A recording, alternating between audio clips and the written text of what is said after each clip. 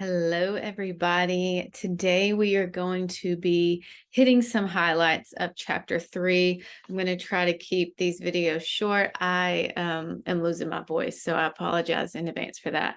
I'm going to try to just really hit the highlights today in lieu of me fully losing my voice.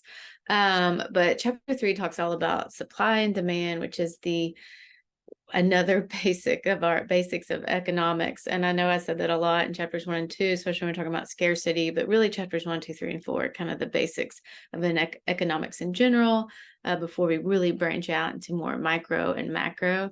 It all overlaps. But supply and demand for sure too. So I wanted to hit some high points. And so I'm going to do it a little different today. I'm going to show you some of your lecture notes that I've put in your shell, and I'm going to give you some more real life examples or relevant examples that kind of bring home some of that information that hopefully you can relate to. So to make it just a little easier to grasp. So I'm going to share my screen with you, and we're going to go ahead and get started. There's a lot of basic terms in economics, especially in this chapter. So I wanted to make sure that I hit on some of them so you can kind of grasp them as we go. And so demand, price, quantity demanded, and law of demand. And then when we talk about supply, it's very similar, same concepts, but focused on supply versus demand. So demand being the amount of a good or service consumers are willing and able to purchase at a certain price or at each price. And willing and able are key points there, because I might be willing to purchase or buy a $10,000 extravagant vacation, but not be able to, right? So we might be willing to buy a lot that we're actually not able to. So keep that in mind, okay? So the price, just what the buyer pays for that specific good or service, and then the quantity demanded. So the total number of how much consumers are actually willing to purchase at that price, okay? So the law of demand and the law of supply is something to keep in mind. That remember that when we talk about law of demand or supply, you're keeping all other variables, or you're assuming that all other variables that affect demand or supply remain constant, okay? So keep that in mind. So if the price goes up, quantity demanded usually goes down, because when the price goes up, we typically don't want to buy as much, right? If the price goes down, then usually the quantity demanded goes up, because if the price goes down, we typically can purchase more. And so that's kind of the basics on the demand side. It also talks about the demand schedule. So, and in your book, it gives you some good examples. And so just make sure that you check that out if you haven't already. But it gives you the schedule itself just shows a range of prices for certain good or service, and the quantity demanded at each price. So, and the curve is just the graphic representation. And I've mentioned before that this class will focus more on theories versus graphing concepts, but I do want you to get the basics, if you will, of some of these. So it is the representation of the relationship between the price and quantity demanded of a certain good or service. And the quantity is on the horizontal axis and the price is on the vertical axis when we're talking about the demand curve, okay? And here's a good example of that. So supply, focusing on the supply side. So supply just being the amount of a good or service that a producer is willing to supply at a certain price. And the quantity supply is just that total number of units of a good or service that the supplier or producers are willing to sell at that given price. So like I mentioned with the demand, the law of supply, assuming all variables are constant, if the price goes up, usually the quantity supplied goes up. We are willing to supply more. All right. If the price goes down, usually the quantity supplied goes down. Okay. So that is just the basics of supply and demand. Okay. And I'm going to give you some scenarios as we go through some of these concepts. And that's the whole point of this particular video. I wanted to share some relevant information that I feel like might be easier for y'all to bring some of this information, just bring it home, if you will. All right.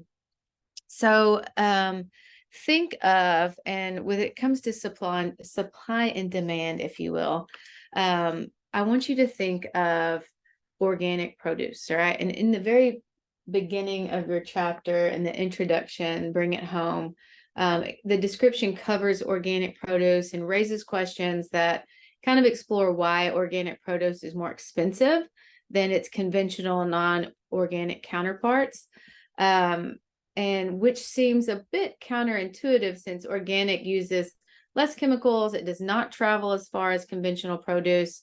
And so I thought I think it brings up some good questions. So I just wanted to make some notes on that, and it'll help you kind of understand the concept more of supply and demand. But as organic produce acts in a counterintuitive manner, organic produce costs more than its conventional counterparts. A lot of people don't buy organic produce for that reason. And typically it uses fewer ingredients, fewer chemicals. So you think, why would it cost more? And so one thing to think about on the supply side, all right, I can think of something on the supply and demand. So supply side, one can expect that organic produce is more likely to die in the field due to the bugs. It may not grow as dense as their conventional counterparts. So it takes more land and maybe even more water than your non-organic produce. I know at home when I have my little pot gardens or little pots, I said pot garden, I don't know if that sounded good, but pots of herbs and whatnot. And my son has a raised bed. He likes to grow things, vegetables and whatnot. We don't spray it with any kind of pesticides or anything like that. And so bugs can get in it. And that is a downfall of that, if you will. Okay. So on the demand side, we see that organic produce should have more demand than conventional. So this kind of stems from who purchases each product. So if an individual who buys organic produce likely does so because they prefer organic or and could possibly go out of their way for it. And typically those people that, I have a lot of friends that just make the decision to go all organic with just knowing that it's going to cost them more. But the typical people who do not buy non-organic, who buy non-organic produce will just kind of buy typically, and I know there's times where I'd buy non-organic produce, buy whatever is more convenient or is offered at a lower price. Sometimes there's a lot of things I look at, these are on sale, so I'm going to buy these this week. And the people are willing to do that do not really typically have a strong anti-organic preference, more just indifferent, all right, than the organic buyer is. So having less supply and more demand for organic produce can really help explain why organic produce is often priced higher than conventional produce. So I thought that was like a really good example that I shared in your book. So it could help you kind of bring in that, information as well. Another example I want to give to you all, and I'm going to just kind of go through some of these definitions, and I'm going to put them on the screen as I talk, so you can kind of get the best of both worlds since my voice is wanting to give out. Another example I want to talk about is from a gaming perspective, and in the previous chapters, it talks about Adam Smith in your book and how he introduced the invisible hand. And so, in this chapter, we talk about allocating resources in a way that really go to those who value them the most, right? And so, I'm going to give you an example. So in late 2020, the newest generation of game consoles were released by Sony with PlayStation 5 and Microsoft with the Xbox Series SX. And so since the release, Sony and Microsoft have been unable to really keep up with the demand. And whenever they have inventory available, it is about instantly sold out. So if one wanted to get one of the new consoles and not wait for the shortage to alleviate itself, they would need to buy a console on the secondary market for around double the retail price of the product. So the secondary market has really made it so that people who really want the console will pay a higher price. And then as shortages in the technology industry alleviate themselves, more consoles will be available for people who are really willing to wait for the lower price. I'm going to give you another example here. Now, this is years ago. I might be aging myself, but I was an adult, so but I don't know if y'all are familiar with or remember the Nintendo Wii, but it was a hot commodity back in the early 2000s. And I remember really wanting one. I think I had roommates at the time, but they were out all the time. Every time some store got some in, they would be sold out in no time. And so I remember, in order to get the Wii that I had, maybe I still have it, I'm not even sure if I still have it or not. I had to actually go wait in line at Target. And I think they got in like 10 at a time. And I had to wait in line, and like I was probably there like an hour before the store opened, and I was not first in line. Anywho, I got that Wii that day, but that is how I ended up getting it. And like as soon as the store opened, they were sold out, because there were already 10 of us. I can't remember how many they released at a time, but maybe 10. But that is the creating this demand for this product. Okay. And so as long as they have this strong demand, people are going to be willing to pay, whatever price they're, to actually get it. In this case, I paid the store price, but I did have to wait. Like the Wii's had not just come out, but they had created this demand and shortage for it. So the demand just kept building and building and building. Another example, another thing I want to talk about with you is, I'm going to go through here, and I don't know exactly where it is in your PowerPoint, but I want to talk about price controls. Here we are. Price controls. So in section 3-4 of your book, once again, price control, just the law the government enacts to actually regulate prices, right? And so they set price ceilings and floors. So the price ceiling, keeping a price from rising above a certain level, and then that legal maximum price that one pays for certain goods. And so I'm sure people have heard of price gouging, and so this makes that illegal, like people charging some crazy amount for something that we actually need. I think back in the day, you've probably heard price gouging when it came to gasoline and stuff like that. Okay. Then they set what we call price floor, and this keeps the price from falling below a given level. So it is the lowest price that one can legally pay for a good or service. Right. And so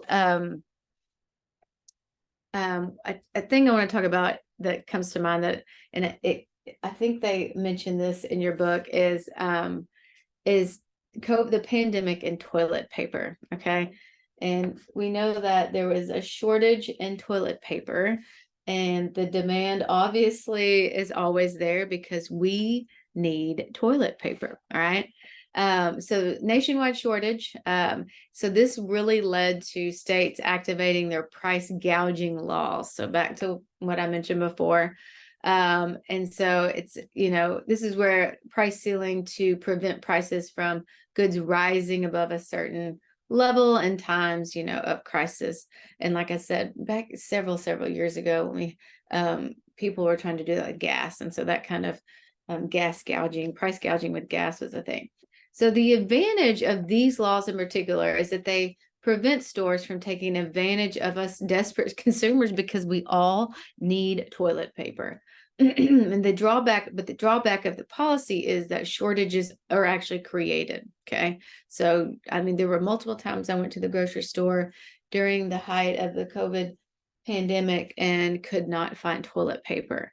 And so price gouging may also even be higher on the black market, all right, than regular markets. So if, prices could fluctuate by market forces rather than being restricted by the price ceiling, then you may go to the black market and buy toilet paper for $20 or something ridiculous.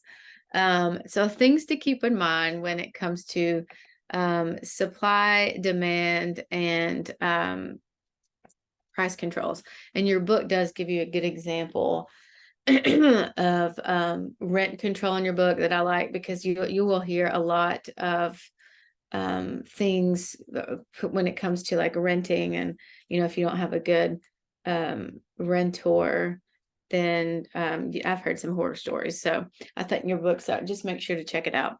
The last thing I want to cover when it comes to this chapter is, it talks about consumer surplus, producer surplus, and kind of how that affects supply and demand. So the consumer surplus would just be more of the amount the individuals would have been willing to pay minus the amount they've actually paid. Okay, and so the area above the market price but below the demand curve. And producer surplus is kind of the opposite. The price the producer actually received minus the price the producer would have been willing to accept. Okay, so the area between the market price and that segment of the supply curve below the equilibrium. Okay, and I know when I was giving some examples, I've kind of skipped through equilibrium, and I'll go back just a second to bring it up. Or to did I go past it? I don't think I did. I don't think I've gotten there yet. Here we go. But when it comes to supply demand, the third term, major term that kind of coincides with that is equilibrium. So the combination of that price and quantity, where there's no economic pressure from surpluses or shortages, right? So that would actually cause the price to change. So the price where the quantity demanded is equal to the quantity supplied is the equilibrium price. And then the quantity at which the quantity demanded and quantity supplied are equal for a certain price level is the equilibrium quantity. So they have that surplus or excess supply. So at the existing price, quantity supplied actually exceeds the quantity demanded, or that shortage, the existing price, the quantity demanded exceeds the quantity supply. So that kind of, and I probably should have talked about that before I talked about toilet paper, but I kind of skipped over it. So very important to actually go back so you kind of understand that when it gets into those price ceilings, price floors, and why those are important, especially when it comes to price gouging and stuff like that. So that is why those laws are in place. I think that is the main things I want to cover today. I'm going to save a little bit of my voice so I can make another video for you. I'm hitting some highlights of chapter 4. It looks like my video my face went away. There I am. And so if you have any questions about supply, demand, equilibrium, just let me know. Don't hesitate. Once again, I put lots of resources in your shell that kind of takes a little deeper dive into specific areas to help understand more different concepts. And once again, I put a lot of resources in your shell, so please don't feel like you have to watch every single video that I've put in, but they're there for that reason. If there's something you're needing a little bit more on, that is what they're there for. But I will be chatting with y'all soon for the next chapter.